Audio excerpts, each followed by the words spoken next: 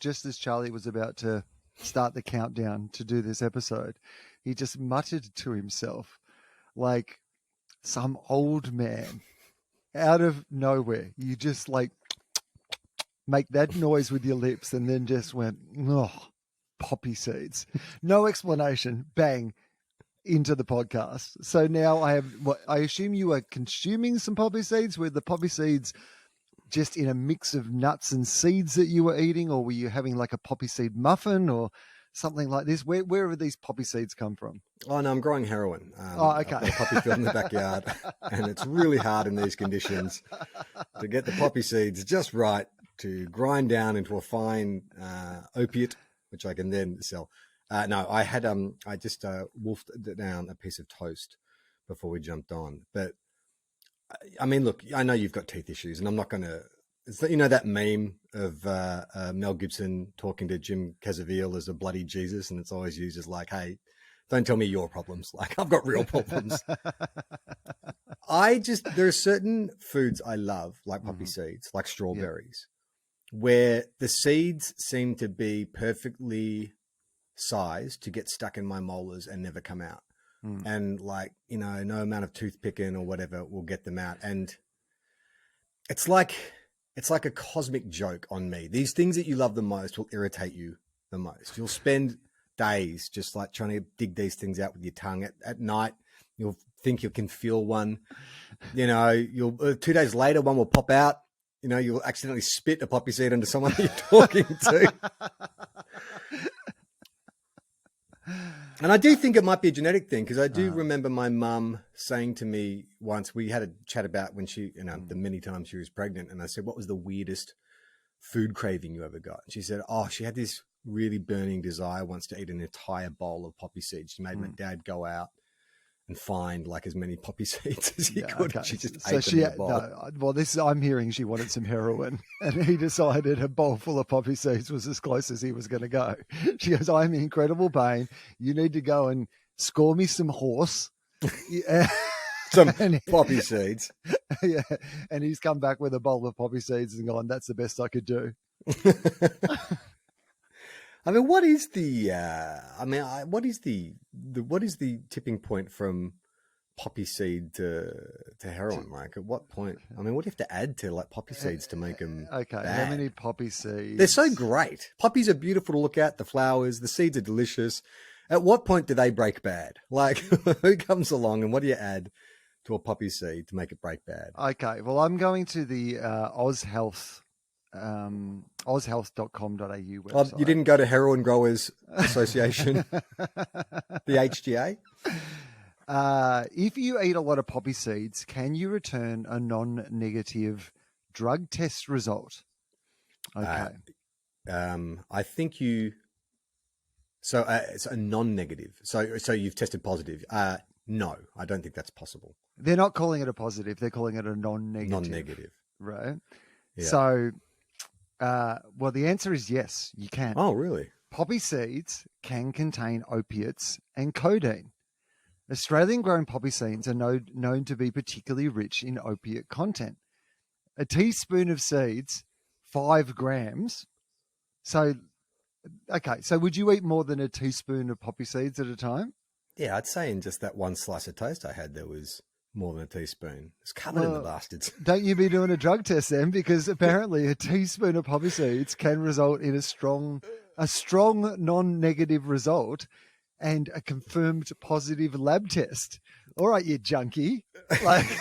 Yeah, I was going to say, I think if I'm forced to do a drug test for some reason, that's probably the least of my worries.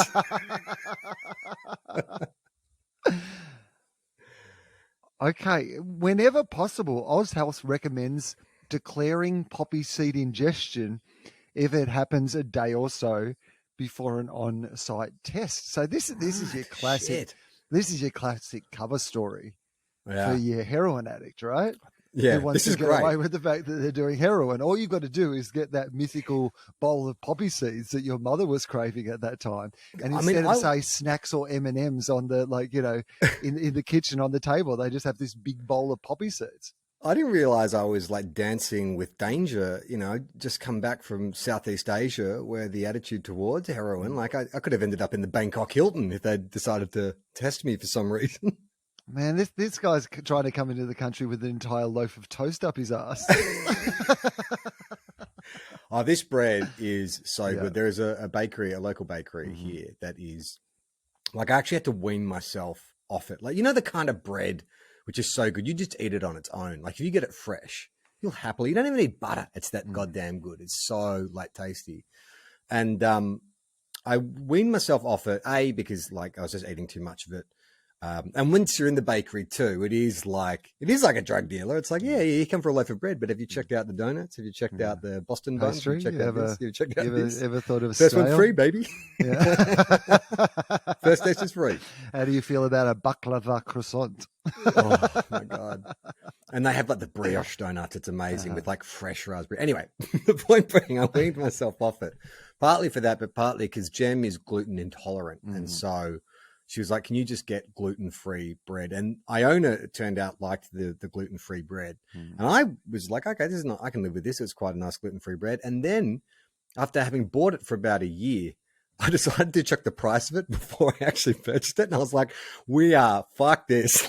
Like we cannot afford gluten-free bread. Well, Gemma, what we'll do is we'll buy gluten-free, but that's yours. No, Iona and I cannot touch that because that's like, in my house, my mum would have called that the good bread. She would have put it in the crystal cabinet with all the other fine things we had, but we cannot afford to eat that more than once a what month. you need, how sometimes you'll find a little corner shop that is willing to sell people like individual cigarettes.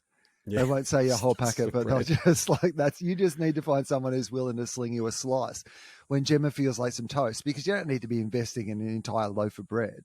That feels to me like, there's going to be wastage involved. There's got to be freezing involved. She's not eating it every day. No, you just need like a local bread dealer who's willing to just slice you off like a slice every now and again. And it would be great if like my phone was seized and they checked my WhatsApp and they're like, you're clearly communicating with this drug dealer. Look at this kind of pseudonyms you're using. Bread? You want a slice of bread? I'm like, no, literally. That's I want one slice of bread. Well, you do a drug test.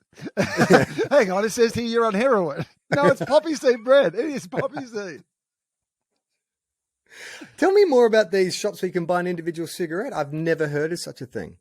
Really? Oh, yeah, No. It's quite a common, like, in every neighborhood, well, particularly in the dodgy city, milk bars. Every neighborhood has like a milk bar that is essentially just items. I don't think they have their own specific deliveries from like companies or anything like that. I think that somebody who works there just pops down to the supermarket and they see what's on special, and then they come back and they just add $3 to that on the price tag for convenience of, just having to go around the corner. So it's always a random collection of, milk, bread, cigarettes, and, various household items.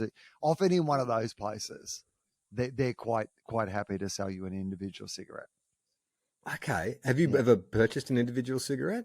I haven't, but I'm aware that this happens. Oh, you know what I have done though? In this exact same establishment that I'm picturing in my mind at the moment, I have bought an individual chocolate that was from a box that said not for individual resale, and I have bought an individual ice cream that clearly was in the white wrapper, not the normal wrapper that comes in.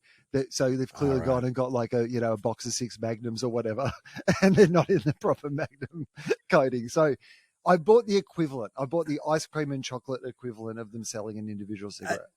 And are you doing the math in your head? Are you saying, okay, like $8 for a box of 12 chocolates, therefore that works out to, just under $1 each?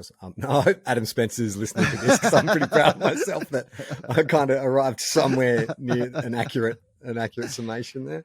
No, when you're in this, I mean, it's like going to Disneyland. You just can't get upset about the prices. When you're down at this local place, it's very much about, like, I think going to one of those milk bars is either two things. You're either going to spend, you just need something out of necessity, right? Like you don't want to go to the major supermarket to get some milk, so you're just going around to get some milk or something random like that you just don't have at home. So firstly, it's necessity. So in that case, it is a seller's market. Like for the hassle of you not having to get into the car and go to the supermarket, you're willing to pay the extra $3, $4, $5 that they've bunged on or whatever product it is that you need around there. The other one is people who go in there and shop like they've just won.